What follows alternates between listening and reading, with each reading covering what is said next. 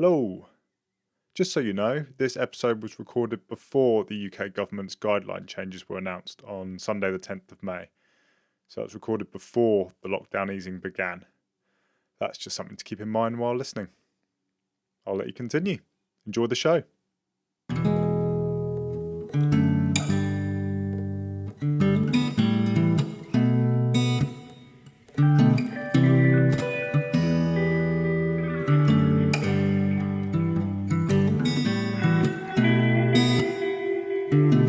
Welcome to the show with me, Dan, and my guest, Trevor Brown, or as I like to call him, Dad. How you doing, Dad? I'm very well, thank you, son. It's good to hear from you.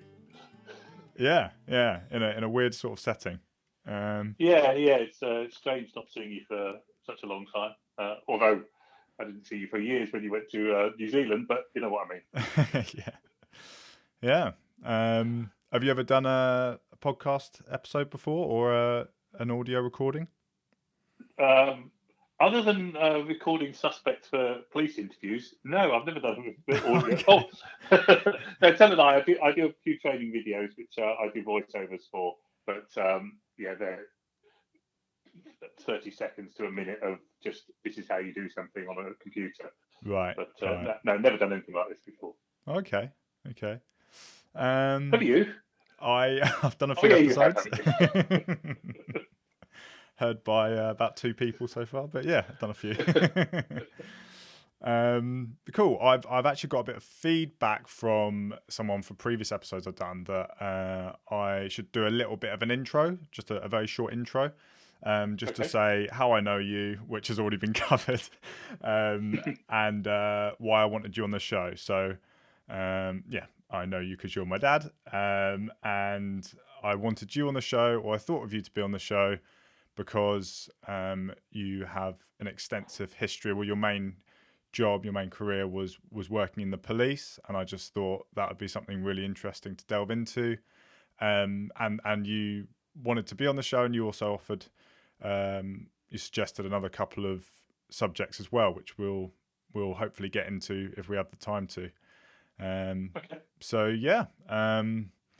it's just a little intro, and sort of on the back of your comment before about being in the police. Could you talk a little bit about what year, what century, you joined? What millennium? Thank you. Joined in 1983 at the age of 20, and I was a PC I spent most of my time in North London. I was PC in Finchley area, Finchley Golders Green, for 5 years. Then I became a sergeant. I was a sergeant for 11 years. Still in North London, around mainly the Tottenham, Holloway, Islington area. Then as an inspector, I spent most of my time I was at Wood Green and Tottenham, which was, I would say, probably the best part of my service, but also did a few admin type jobs and ended up leading the training for the Leadership Academy, so training newly promoted leaders on leadership. Cool. So most of the time was on the streets, but a reasonable amount of time doing some other stuff as well. Working on the streets, not living on the streets. It felt like living on the streets sometimes. Yeah, I bet. Yeah. Okay, so if we go back to the start, so what led you to join the police in the first place? What first got you interested? That's something I don't actually know. So what led you to go into the police in the first place? Surprisingly, it was a careers evening at school when I was about 14. Just the police were there, and I just thought, oh, I quite fancy that. And from then on, everything was directed towards that. So I started doing A-levels, but dropped out of A-levels because I didn't think that was really going to help me in the police service. Then I was working part-time for McDonald's at the time, so I went full-time. Because my theory was, actually, if I'm working with people and interacting with people, that's going to help me a lot more when I joined the police. Okay. And I just wanted... I think there's a level of goody and baddie in me. And I want to be one of the goodies. Yeah. So, people say they join the police to help people. I think it was a bit selfish, to be honest with you. I just wanted to be one of the good guys. You wanted to be Um, the John Wayne or the hero. yeah, Yeah. yeah. More Clint Eastwood, I think. Okay. Without the gun. Yeah, yeah. But I think that was the main reasoning behind it. Was just I I know you have a very, very strong sense of what's right, what's wrong, and very loyal to friends and things like that. And I think that's part of what drove me was the strong sense of what's right and what's wrong, and looking after the people who are on the side of right. Right, yeah. So if you're looking at society, if you're going to point out the clear sort of good guys and bad guys, then the police is definitely somewhere where the good guys lie in general. Yeah, Yeah. and obviously at that age, 14, 15, you have a very black and white view of things, very polar opposite view of things. And you end up joining the police and realise there's so many shades of grey in between what's right and what's wrong. But yeah, I think that's the question was what drove me to it. And I think that was it, really. Cool. Yeah. So you got an instinct for it when someone in the police came to your school, and then that sort of went from there. Yeah. Yeah. So when you talking to the sort of the grey areas or the sort of actually finding out what it was really like, what were some of your standout experiences at the start? Maybe things that sort of opened your eyes and or changed your mind, or yeah, at the beginning, what stood out to you in your learning process or when you started the job? I think training school is not a learning process in that respect. It is very this is the law. So that was the first 6 months was just training school, but they do try to put some sort of practicality to it. The real practicality comes once you hit the streets, and there was a number of incidents which a sergeant who was in charge of me making some sort of judgment which I disagreed with completely because I felt it was wrong. And then, that makes you think.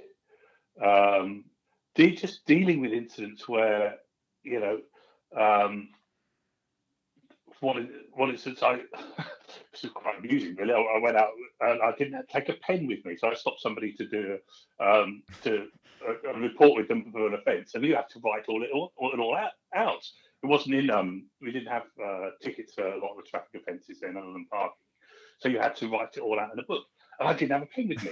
So like, stay there, don't move. I went across the road and spoke to somebody in a shop and said, "Can you give me a pen?" He said, "Yeah, that'd be 10p." I mean, it wasn't out that in those days. We are talking the previous century, but bear in mind. And he said, "Well, that'd be 10p." And I said, "Well, I haven't got 10p, but could you just lend me a pen?" "No. I'm a policeman. I'm in full uniform. I'm not going to. I'll come back with 10p." "No." So I run back to this bloke and say, "Hang on a second," and then go to the next shop, and they wouldn't give me one either. So I go back to him and say, "Don't do it again." So it's just things like that, which is, it was a minor traffic offence, but, I was cutting my teeth on new things. And I should have reported him for that offence, but circumstances were just such that you couldn't. So you just have to deal with things differently. Yeah. I went to a nightclub and ended up being young and stupid, to be honest with you, charging into a fight between two great big blokes. And I had them both by the collar, but my arms were up in the air because they were so much taller than me. And then this even bigger bouncer came along and said, "Do you want me to take one of those for you, sir?"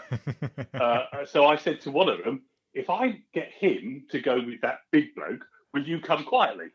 And he goes, "Yes, sir, yes, sir." So he just marched himself into the back of the van. And the other bloke, I don't know what happened to him, but it was just, you just have to deal with things. It's not just cut and dried, and it's not like it is in training school. You just have to realise that you deal with situations as they arise, and as people's emotions and people's needs and take some sort of precedence as well. If you've got a victim of domestic violence or something like that, who doesn't want to press charges. It's so difficult because you know it's going to happen again. You know, this bloke, it usually is blokes, has hit her and he's going to do it again. But you've got to, she doesn't want to press charges for whatever reason. And, you know, you just have to deal with that in the best way that you can, refer to who you can. But you know it's going to come back again. And it's sad and it's awful, but it's life. Okay, so sort of going back to what you were saying at the start about sergeant like giving you an order and feeling like there was grey areas with stuff and feeling. Can you remember any particular times when your superior officer gave you an order or gave you or told you to do something and you didn't agree with it at the time?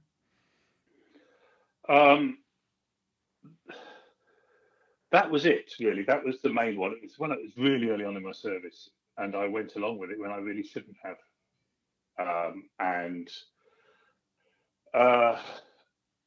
So that was a mistake, and I can still remember it. It's as clear as day. So that's how much it affected me. As a result, one of the things that I did determine fairly early on was that I wanted to be in a position where I was the person giving the orders or leading and do it in a way which I felt was right. So, yeah, I think there was, I became a sergeant. I took my sergeant's exam very early. I became a sergeant bang on 5 years service, which is at those times the earliest that you could become a sergeant. And was able to determine the way things went a lot more. I didn't get to the very high ranks, but I got high enough so that I could certainly, I said the time at Tottenham when I was my best time in my service, I was running a shift at Tottenham on the streets of Tottenham and Wood Green, and whatever happened in that 8 hours was down to me. I ran it because I was the inspector in charge of the shift. So effectively, I ran that shift. So 1/5 of the time, anything that went on was down to me. Yeah.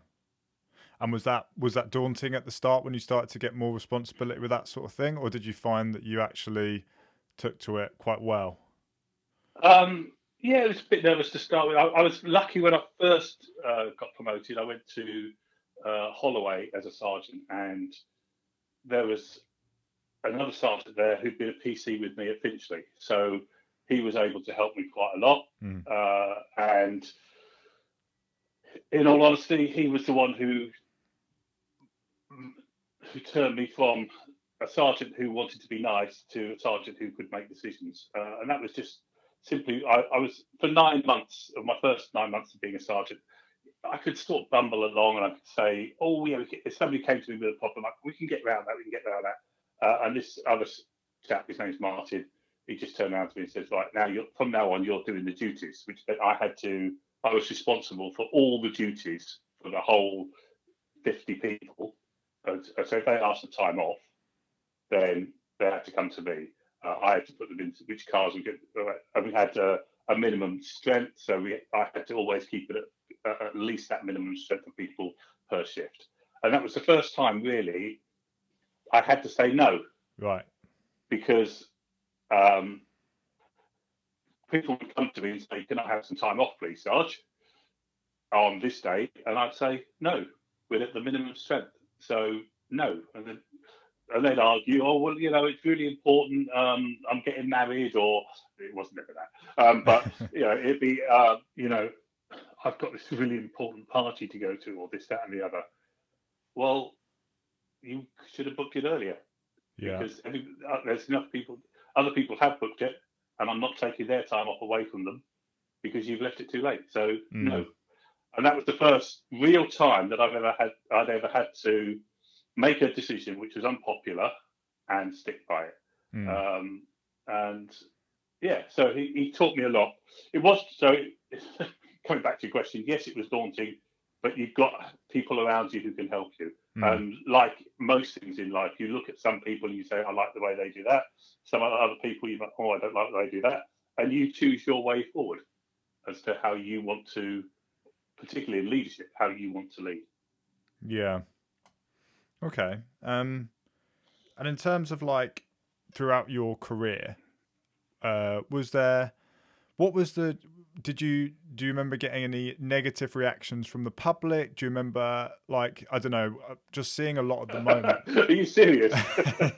Well, yeah. I worked in Islington, Tottenham, Wood Green, So and at other times Brixton, yeah, Central London. Yeah.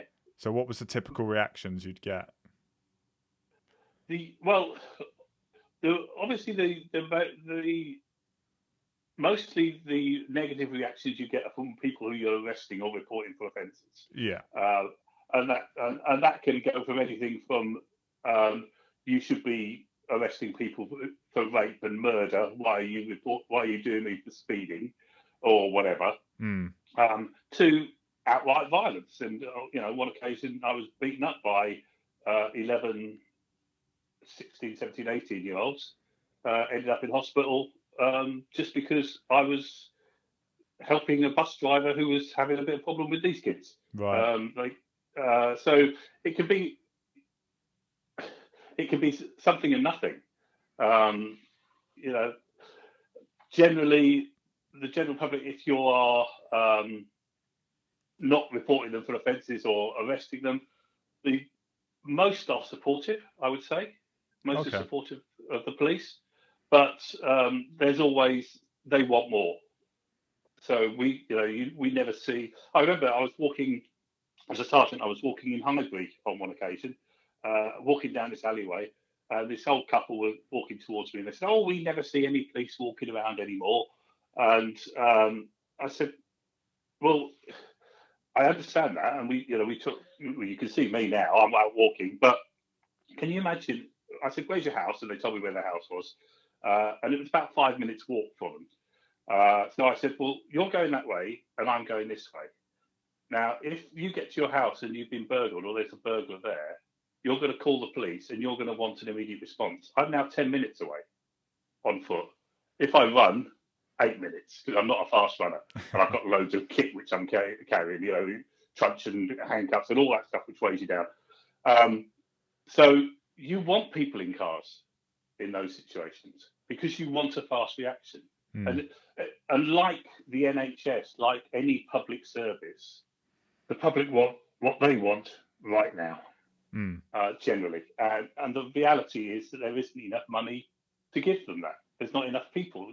There's not enough police officers. Not enough money to put one police officer on every street. So the people at the highest levels have to allocate the resources as best they can. Yeah, I think one of the reasons I asked about public reaction is because my real little understanding, well, my very outside perspective of people's reactions to public services is that in general, I would say police are one of the least appreciated. I think even before sort of the coronavirus and stuff, doctors and nurses would get a hard time, but in the end, people would really be thankful on the whole that they're, saving lives. Teachers obviously get a hard time as well, but I feel like the police, because they seem to be taken in such a negative light among so many people. Was there? I just sort of, in terms of the psychology of it, did you feel sometimes it was a bit overbearing? Did you find you have to get sort of praise or seek your value, like seeing that someone who sees your value somewhere else? Like what was that like when you were working there? I think you get used to it from a very early stage. The reality, I think, is that the police come into contact with the public mostly when either they're confrontational, they're arresting them or reporting them for offences or whatever. They are under investigation for something, possibly, or so they're being stopped and questioned. So people, that is likely to have a negative effect on them. Or it's in situations where they are the victim of a crime. and that's not a good situation to be in either. Mm. So most of the contact that most public have with the police is in a negative situation. That's true. So I think that's probably why there's a much more negative view of them. Yeah, and I guess And the I sort think the police have to work hard in order to overcome that. what do you think, or did you find was some effective ways of sort of shifting public opinion or letting people see that the police are just here to help? Um, I think what I try to instill in my team, and what I try, because it's what I believed, was that you treat people correctly. So you do explain your actions when even if you're arresting somebody, unless they're trying to beat you up, Mm. then you obviously got to deal with that thing first. But even then, once you've got them in the back of the van, things have calmed down. This is why you've been arrested. Mm. Yeah, I think communication is key to most things. Mm. So that, I think of a situation where there was a firearms incident, and there was this was in Wood Green, and a small crowd of very vociferous local people who we knew were troublemakers, Mm. were gathering around and really beginning to cause problems. We had barriers up because it was a firearms incident inside a shop. So we had the road blocked off, and this small group of people were just getting really, really leery about, you can't do this. It was a group of black youths who were doing it, and it was a black man who'd been arrested. And the allegations was you've only arrested him because he's black, and you're going to be beating him up in there and things like that. Mm. So the sergeant who was in charge of that particular area was beginning to get agitated, and it was a downward spiral. They were getting agitated, making him agitated, and the police officers. So I ended up going over there and just saying, "What's the problem?" And this ringleader made all the allegations. Oh, you're only arrested him because he's black. You're going to be beating him up in there. So, contrary to all police training, and my sergeant was really unhappy with me, I took this man beyond the keep out barriers effectively. Didn't to such a distance, which was so he was closer. He was the ringleader. He was the community leader, as he liked to call himself, and to a distance from the shop where he could see into the shop front and see that this person was being dealt with correctly. He was handcuffed, and he was being searched because he'd had a firearm on him. And then he was led out to the van. So the man was far enough away so that he could see, so that he wouldn't interfere with any evidence or anything like that, but closer than the rest of the public, and closer, but close enough to see what was going on. And I was explaining what was going on and what my officers were doing. And then it's led away, he goes off, and then I take him back to the barrier, and I got some negative feedback from my sergeant. He didn't like the fact that he'd been overruled in that respect, and he didn't feel that anybody should have been allowed beyond that barrier because it sets a precedent. But it diffused the situation, and it simply was communication. You need to explain things to people, because if you just put up two battlefronts, it'll just end up in a battle. And like when you haven't got a pen and you're reporting somebody for a minor traffic offence, you probably have to find a way around it, which doesn't necessarily always go by the book. Yeah, and that seems like that seems like it would be really effective.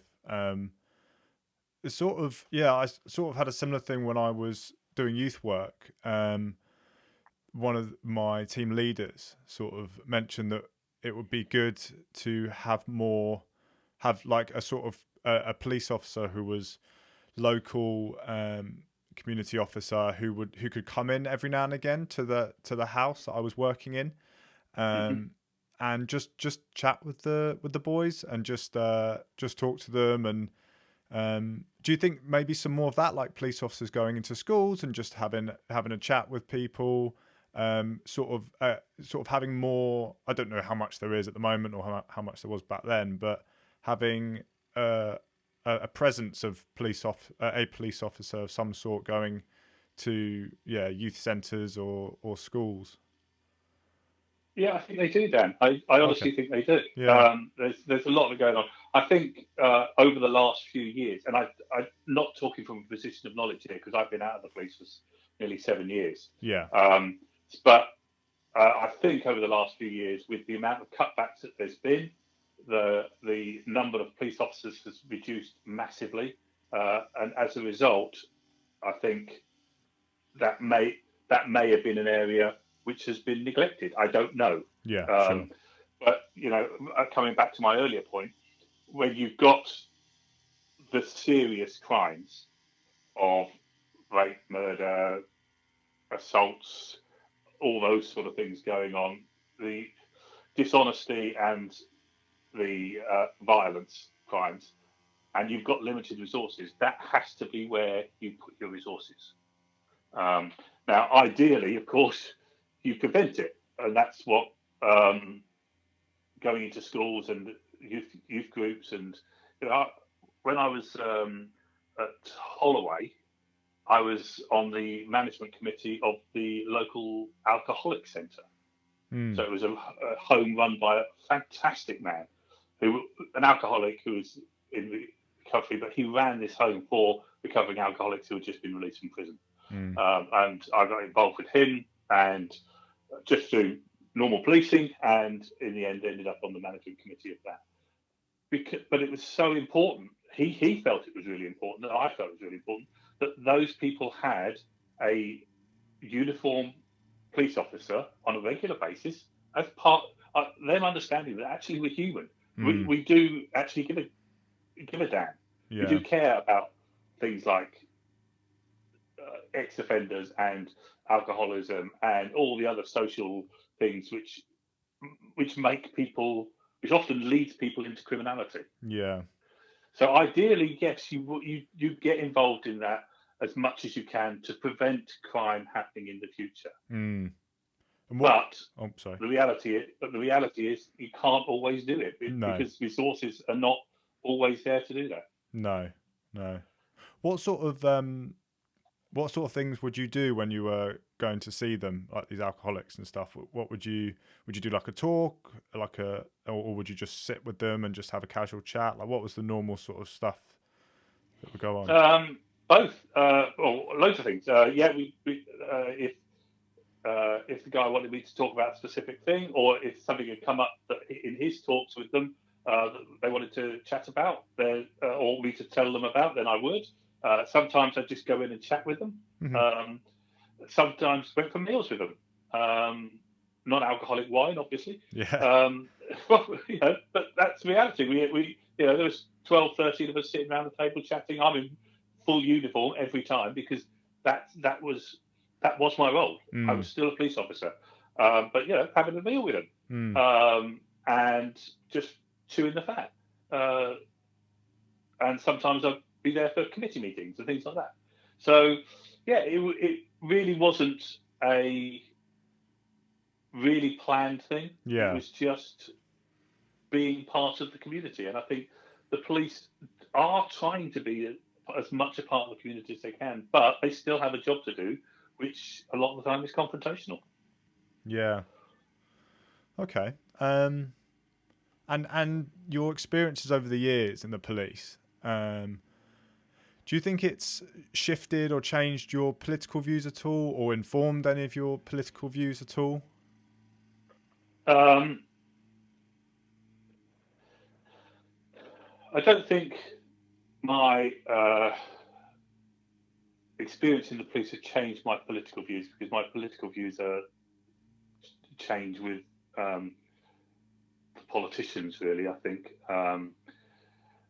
I'm a strong believer in democracy, and I think we don't have it in this country. So I don't think the police has changed my political views. No, I wouldn't say. Okay. And why do you think we don't have democracy in this country? Because we have party politics, and I am fundamentally opposed to party politics. I do not want to vote for somebody from Uxbridge to represent me just because he happens to be Prime Minister or whatever. Or I don't actually know where Keir Starmer is. I think it's St Pancras, I think. St Pancras, is it? I think so. Pancreas or pancreas? Pancreas is inside your body. I think I've been saying pancreas forever. No one's actually corrected me. Yeah, it's a pancreas. But yeah, I don't want to vote, and that's what we tend to do in this country. Is because you vote for Labour or Conservative or Lib Dem or Scottish Nationalists or whatever, as opposed to voting for somebody to represent your constituency in Parliament. So when it comes to Parliament, these people are more interested in their own careers than in representing their constituents, in my view. So what they do is they vote along with their parliamentary party, and that could be fundamentally opposed to what they believe. And if I've spoken to them when they're on the campaign trail, they may tell me what they believe, but if the party tells them to vote differently, then they will. And that's why I've got a lot of respect for people like Dennis Skinner, who was I think he still is. I think he got thrown out the last election, but for decades he was the Labour representative for Bolsover, the beast of Bolsover they called him, and he voted according to his conscience. Mm. So if Labour said this is a 3-line whip, you need to vote this way, and he didn't agree with it, he wouldn't. Mm. He was never promoted anywhere. He was never made a minister, junior minister, anything, because he didn't stick with the party. He stuck with what he believed. So whether you agree with his politics or not, and a lot of the things that he said, I absolutely disagree with. But I have so much respect for the man. Mm. To stick by what he believed and to represent his constituency. My constituency MP doesn't even live in the constituency, doesn't live in the same county, doesn't live in the same part of the country. But she's been put as my constituency MP, as we voted in my constituency MP, because the Conservative Party have decided that she's the sort of person they want as an MP, and this will do as a constituency for her to represent. So did you vote for her? Yes, I did. So what? So why did you vote for her if you didn't feel like she represented the area? Because I think you should vote. I absolutely, in fact, I think voting should be compulsory. People have died for the vote, so I think you should vote. And because what she represented, and I think it was the Brexit election, let's be honest, that was the main point of the last election, was to whether we're going to get Brexit through or not. And her views on that represented my views a lot more than all the other candidates. I have to be honest, I very, very nearly did a protest vote of either. I have it in the past. I've spoiled my my ballot paper and just put none of the above right across it because I didn't agree with any of them. But I've still made my vote.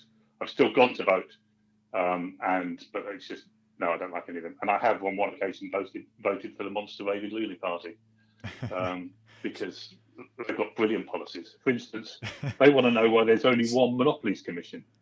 And that's a good question. Why is the Monopolies Commission? You've got a monopoly on Monopolies Commission.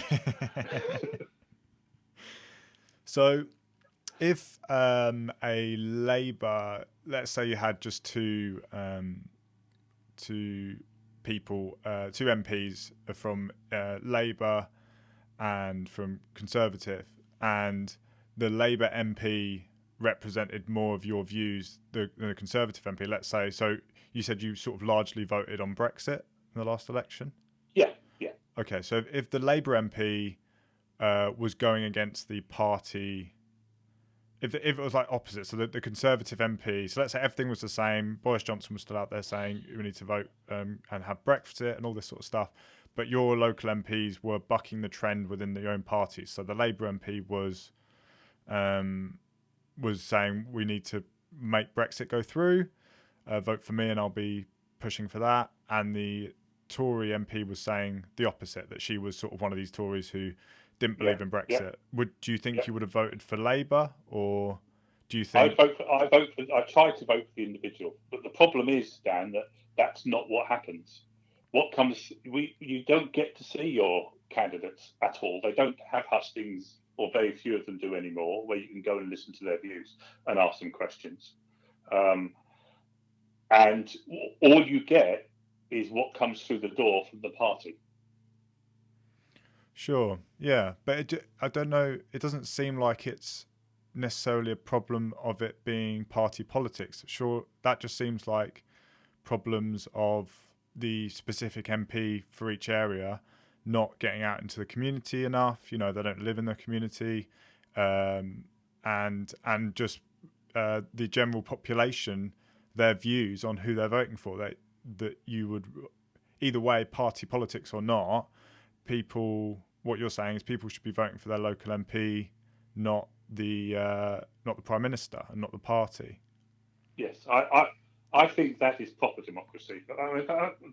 I believe that's how Parliament was founded, however many centuries ago, was that each area got somebody to go to their to Parliament and represent the views of that area, they represented their own views, but the local people voted for who most represented them. Mm-hmm. Then, when there was a vote on something national, then if most of the people there voted for it, then probably most of the country wanted that. Mm. It wasn't based upon a party saying, right, let's all vote this way. And I understand that we do need to have some sort of consensus. And I'm not saying I've got the answer, but I do think party politics does create an issue whereby people are not represented, or people don't have their own view. You're supposed to vote for somebody who's going to represent, who's going to be honest when they go into Parliament, and they should be able to say, this is my view, and that's what I'm going to stand up for. And if that's what you say, and this is what you say, and something else is what the other person says, and I can hear all three of them, and then I can go, right, that's the person who most represents my views, so therefore that's who I'm going to vote for. But I don't think we've got that. I do think it's party politics. I think parties, because you don't see your MP in your constituency, even at voting time, even at your general election time. They just send out leaflets. They've got the local party delivering leaflets all around your constituency. Mm. You never get to hear their individual views. I had to speak to my MP at the beginning of this year. Well, I was trying to get a hold of her at the end of last year. It took me 3 months to get hold of her. Mm. Yeah. No, it's interesting. I think there's two key problems that I see here, and I'm not sure that it's definitely come from being party politics, but it might be. One of the problems is the voters sort of understanding of what they're voting for and who they're voting for, and previous conversation I had on this podcast was he sort of brought up a similar point in a different way, but I said it's up to the voter to understand they're voting for their local MP, and I guess maybe it's the government's responsibility to spread that message as well, or in general the awareness should be spread that you're not voting for the Prime Minister, you're not voting for the party, you're voting for your local MP, and that, even as it's set up now, is technically what happens, because the MP that wins in the area then goes into Parliament and represents your views. But the other problem I see is that it's MPs who follow the party lines, but you said yourself there are some MPs who don't, and clearly the voters that are voting for their local politician, their local MP, and the MPs that are just not just going along party lines, surely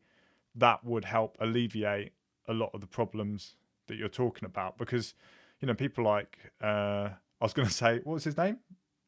Skinner. Dennis Skinner. Yeah, I was going to say Frank Skinner. He's not a politician. Slightly different person. Yeah.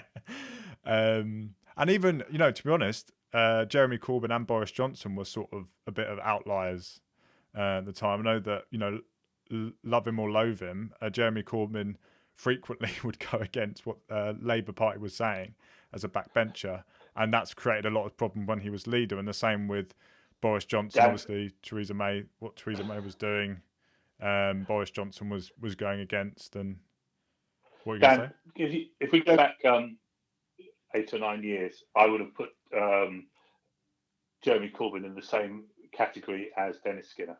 Absolutely, I would have done. I met him a couple of times when I was working as a policeman in Holloway, and actually, on a one-to-one, nicer person you could want to meet. Didn't agree with the terrorist connections and things like that, but in terms of the comparison with Dennis Skinner, he was exactly the same. He had his views, and he would vote on things and speak on things according to his views and not according to the party. What was really disappointing for me when he became leader of the opposition and leader of the Labour Party was that he then completely turned and became the person who was being very vitriolic towards people who didn't toe the party line. And so I would have included him in the same category a few years ago, but he changed. He changed when he became party leader. Yeah, no, that's a good point. And maybe, one thing because my views have changed over the years, Jeremy Corbyn, and one thing I would say now is that he is a very good activist. He's a very good backbencher, and he's very good at that sort of expressing these strong views without compromise. But as a leader of the party, he seemed to have failed. And like you say, some people. Well, I guess what I'm trying to say, some people aren't fit to lead, and maybe that's where he fell down. Okay. Yeah, I think, as I say, I think I had respect for him in some way, in the same way that I had respect for Dennis Skinner, in that he stuck to his views, he stuck to his values and what he believed in. Didn't always agree with what he believed in, but quite a lot of what he believed in I didn't agree with. But I had respect for him until he became party leader and changed. Yeah. I don't know if you have an answer to this, but if we didn't have party politics, I don't know how it would work in terms of governments being elected. Because at the moment, you vote for in theory, you vote for your local MP. That MP represents a party, and then the party that gets enough of a majority will then form a government. Whereas if you're just voting for, I guess, just only independents, then you've got a more unruly sort of situation. Yeah, absolutely. And you look at places like Italy, which have been in chaotic government because they haven't got a party which leads it for many years. And it's absolute chaos. So I don't have the answer. I don't know. I think possibly why not make up a government of the people who have been in there? A cabinet of 20, 30 people who have been in Parliament the longest. That's a possibility. So you've now got experienced parliamentarians who know how things work and can. There will probably be a cross section of views, which would actually possibly lead to better government. I don't know. I don't have the answer. You're right. And I do understand that there does need to be leadership, and that often comes from the fact that you've got a leader of a party, Yeah. And you've got a group of people who make a cabinet with similar views. Yeah, because I I don't think, have the answer. I just don't like the current system, which is so based upon I hate the fact that I think it is the public do need to educating. You're absolutely right. I hate the fact that people in the last election were, well, not possibly the last election because that was more Brexit, but generally you're either voting for Boris Johnson or for Jeremy Corbyn. You're voting for Jeremy Corbyn or Theresa May or whoever, whichever. People are generally voting for the Prime Minister, and that, in my opinion, has got to be wrong. yeah, yeah, yeah. I guess my hesitation, it's sort of throwing the baby out with the bathwater thing. I just don't. I think it hasn't convinced me that party politics is necessarily the issue. But yeah, no, I understand your concerns with it. Cool. In terms of leadership, that's maybe another area we can sort of talk about a little bit. Because it sort of ties in with the Prime Minister and politics and things like that. So you've had a background in leadership and leadership training. Are you like to talk a little bit about that? Yeah. Okay. Like, what do you is when you're seeing MPs or you're seeing like people who are leading an area or leading a country, is there certain things that you look for with that in terms of that? I think leadership, it has many traits, but I think the most important one for me is vision. A vision which you can communicate and sell. And I don't like the word sell, but that's actually what most of us do. But it's having a real vision of the future as to what you are trying to achieve, what you and your team are trying to achieve, or you and your country, if we're talking politics, are trying to achieve, and where you're going. And be able to convince people that that's the right thing. So there's a massive amount of communication involved in leadership. There's a huge amount of confidence required, and a huge level of integrity. And I think we fall down massively with our political leaders and in our press on integrity. So what am I looking for? I think number one is vision. Absolutely. You've got to know where you're going. So going back to the police, just when I was an inspector, a new person would join my team. And when the you were first an inspector? When I was an inspector, a new person joined my team. This is when I was at Scotland. And my sergeants would, whoever was there reporting, whoever they were reporting to as a sergeant would be the first to meet them, have a chat with them, and talk to them. And at some point, they'd knock on my door, and the sergeant would put their head down the door and say, "We've got a new one, Governor. Do you want your simple man speech?" And yeah, if it was convenient, yeah, bring him in. So I'd sit the new person down, the sergeant would go off and get coffee or whatever. And the speech was simple. It was, "I'm a simple man. We are the police.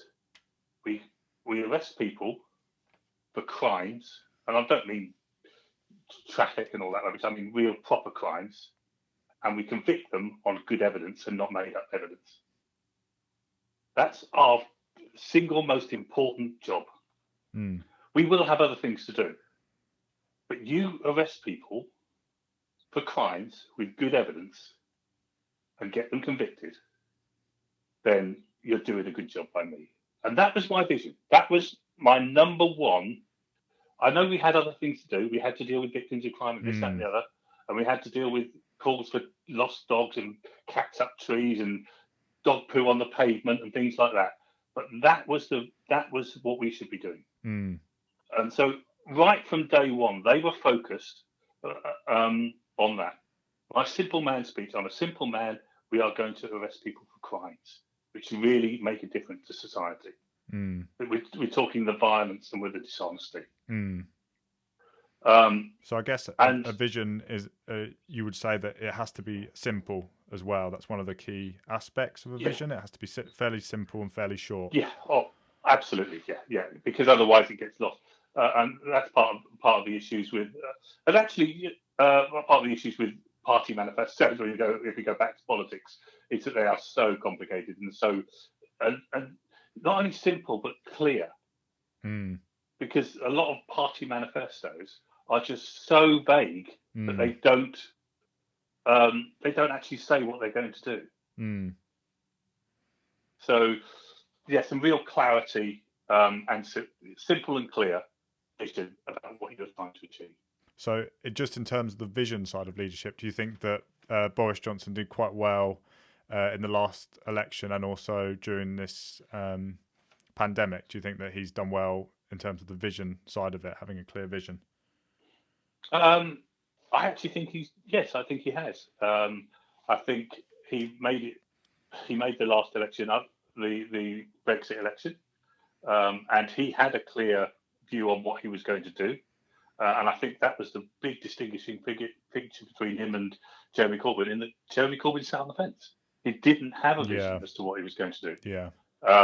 And in terms of the pandemic, I think, stay at home, protect the NHS, save lives. It's just a clear vision which has been repeated and repeated and repeated, so that everybody knows what they need to do. Yeah, and the reason I brought that up is because whether you voted for Boris Johnson or not, or whether you voted for the Tories or not, and whether you support the way they are handling the pandemic, I would say it's difficult to deny that they had a clear vision. Like one of the things that Boris Johnson was criticised for, which he definitely should have been during the election, in my opinion, was he didn't answer questions. But what he did do was he was continuously putting the 3-word vision across: get Brexit done. So in terms of just looking and honing on the vision, then they pulled that off fantastically well. And it was clear that they pulled that off well because they won by a massive majority. And again, with this pandemic now, there's a lot of, well, in my opinion, again, a lot of holes in how they've handled it. But like you say, so it's, what is it? Stay at home, so that's 3 words. Protect the NHS, another 3 words. Save lives is 2 words. So it's brilliant. It is, from that point of view, it's almost like the marketing manager or whoever just to come up with a good slogan. Yeah. Well, there's a real power of 3 in a lot of things. Tony Blair did education.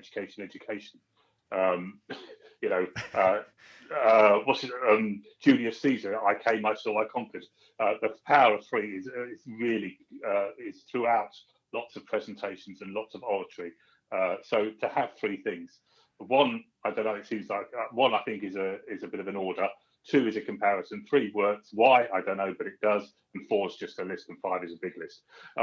So the power of 3 really works very well. But having that vision, which is clear, and like you say, they've made mistakes in this pandemic. Of course they have.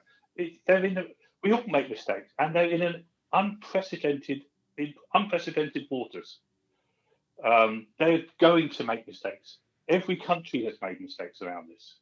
They can only do what they can do with the information that they've had. I think they've done the right thing in listening to the scientists, and they've tried to be clear about it throughout. Not throughout, actually. Once they started the daily briefings, they've been fairly clear about where they're going and what they're doing. There's been misleading things. There's been a lack of answering questions. That's politicians. They all do that. They've done it for centuries. Like you said, in the election, there was questions not answered. But in terms of a vision, it's been really, really clear what we need to do and what everybody needs to do and how we can help achieve that. And I suppose that's the the real clue to leadership, as far as I'm concerned, is making people aware of what they need to do in order to achieve the vision. And the best one of the forerunners of vision-based leadership was Admiral Nelson. And before the Battle of Trafalgar, he got all his captains together, and he just painted this picture of the next 200 years. Well, it's actually ended up as only 100 years, but next 200 years we're going to rule the waves. We're going to be the masters of the seas.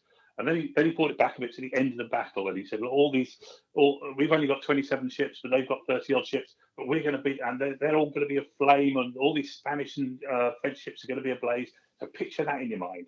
And then he said to them, "Anything you do today which achieves that is okay by me." And then go and lead your ships. Yeah. So making it absolutely clear that what they had to do in order to achieve the vision. And then the leader can sit back and do it. And, he was shot in the first hour and died within the first half of the battle. But they all knew what they were going to do. Yeah. So the leadership takes place before the battle, whatever that battle is. And the stuff you've learned about leadership, where's that come from? Has that come from like your career in the police? You started to get more interested in leadership, or just from your own reading, or what you've been doing more recently? Like where does your sort of interest in leadership come from? All of the above, really, Dan. Right. Wanting to be a leader in the police, and watching people who I thought were good, watching people who I thought were bad, and taking the good and bad from both, to come up with my own style. Then doing a lot more reading when I became the leads trainer in the Leadership Academy. So when I was teaching new people how to lead, it did need a bit of more theory behind it rather than just practice, but fitting my practice to that theory worked quite well, and actually looking at the theory changed some of my practice as well. But looking at people like Nelson, people like Ernest Shackleton, who are, revered for their leadership qualities, and again taking the best from that. And loads of reading. I did loads of reading around this subject. What, just generally over the years, you just even now, yeah. So I'm currently reading a book by a chap called Manly Hopkinson called Compassionate Leadership. Okay. And what if you could just, what's your job now, and how do you feed your leadership skills into the job you're doing now? My job is I'm a trainer. I'm a trainer for in sport, for the national governing body of sport. But that involves a whole host of things, including leadership, but it includes business skills. It includes delivering presentations. So as a national governing body of sport, we are all leaders. We govern the sport that we're in charge of. So teaching people, even the people at the lowest levels of my organisation, about leadership has a massive impact on the sport. Yeah. So a lot of your so leadership's been a big part of your life probably for the last few years then, or beyond. Yeah, beyond. I would say a large part. It's been part of my life since sergeant. I was a manager even before I joined the police, working for McDonald's, although I don't suppose I would think of that as leadership. But I think back to times, and in my early years in the police, I thought about things I could learn from my mistakes and from the things I did well. So, yeah, but I really, from the time I became a sergeant, so 1988, quite a few years, yeah, I think I've been studying and learning how to be better. Yeah. Okay. we're probably going to wrap up fairly soon. Okay. Just on this leadership point, because the vision one was really interesting. Is there any other? Obviously, there's lots you could go into over many podcasts and episodes about leadership, but is there another key thing with leadership that you've either been thinking about recently or you've learned over the years? So we covered sort of vision. Is there anything else that you think might be interesting to know or that you've learned? I think I actually say there are so many headlines as to what are the important leadership qualities. I suppose the other one is confidence, really. Confidence in the way that you set out your vision, and confidence to actually follow through. There needs to be humility to turn around and go, yeah, I was wrong, because we all are wrong sometimes, and quite a lot of the time. But yeah, having the confidence to be clear about what you want to achieve, and I think that comes from, for me, it comes from being sure that you're right. So a vision isn't set out on a whim. You've really got to think about it, what the implications are. And when you're absolutely sure that that's the right way forward, that breeds confidence in you. And people follow people with confidence. Yeah. So take Ernest Shackleton, who led an expedition towards the South Pole in 1914. And he exuded confidence for the 2 years that they were stranded, and effectively lost without trace in the South Atlantic. Throughout that time, and all the men wrote diaries, and all their diaries talk about how the boss, as he was called, exuded his confidence. He knew we were going to get through, and he did save all 27 of them. But if you read his journals, he was convinced they were going to die. Right. So I guess because that was absolutely convinced. Yeah, because that was the question I was going to ask. So confidence doesn't have to necessarily be like sort of really honest. It doesn't have to be really internal. It can also, like, effective leadership can be sort of an appearance of confidence. Yeah. I mean, his vision was still clear, and the vision at the beginning was get to the south, travel across the Antarctica. Once they got stuck in the ice, the whole vision changed, and he sold that vision. He said, right, he completely changed the vision. He held this meeting with the guys. And he said, right, now it's survival. Follow me, and you will survive. Yeah, I guess that's almost like the burden of being a leader, or the loneliness of being a leader, is that the best thing for the people you're leading is to have a vision and be confident in that vision, whereas in yourself you might not really believe in it, or you might feel this is not going to work out, but you have to keep that persona to keep things going well and come with the best outcome. Yeah, sometimes if you're convinced that what you're doing is the right way, yes.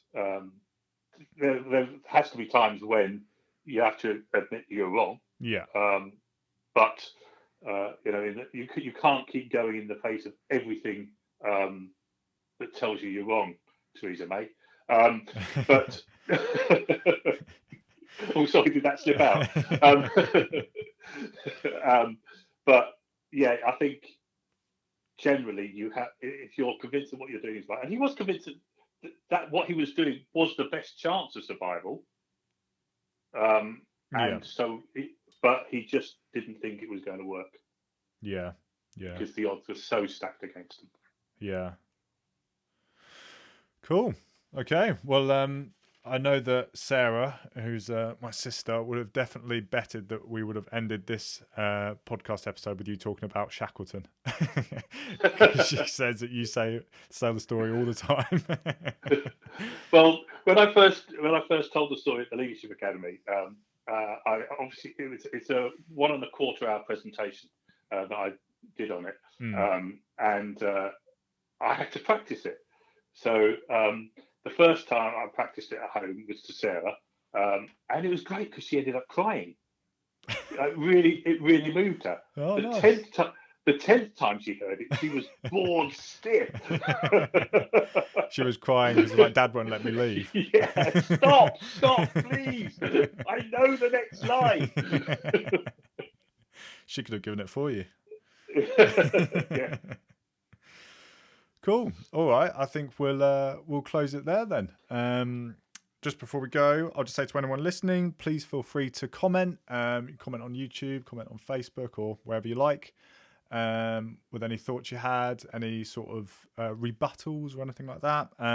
Please share it. Anyone who likes it and thinks someone else they know would like it. I'm not looking to make any money from this, but I would like a wider audience just to get a wide range of views. And you can also contact me to come on as a guest. But yeah, finally, I just want to say thank you very much, Dad. Thank you, Dan. And I'll hopefully speak to you soon and see you as soon as possible. Yeah. Okay. Sounds good. Take it easy. There's something else I'd like to say to any listeners, all three of you.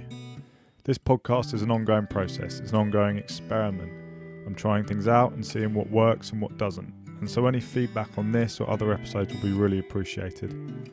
I don't want this podcast to just be for my own enjoyment. The goal is for it to benefit people in some way. And constructive feedback is the best way to know if this goal is being achieved. If I don't know something's rubbish, then I'll just keep producing rubbish. If I don't know something's good, then I'll just stop producing anything good. And also, if you think of anyone that you know that would be a good guest for me to chat to, then please let me know. I would love the opportunity to speak to a wide range of people about an even wider range of subjects. Thank you for taking the time to listen, and I hope you continue the conversation. Bye for now.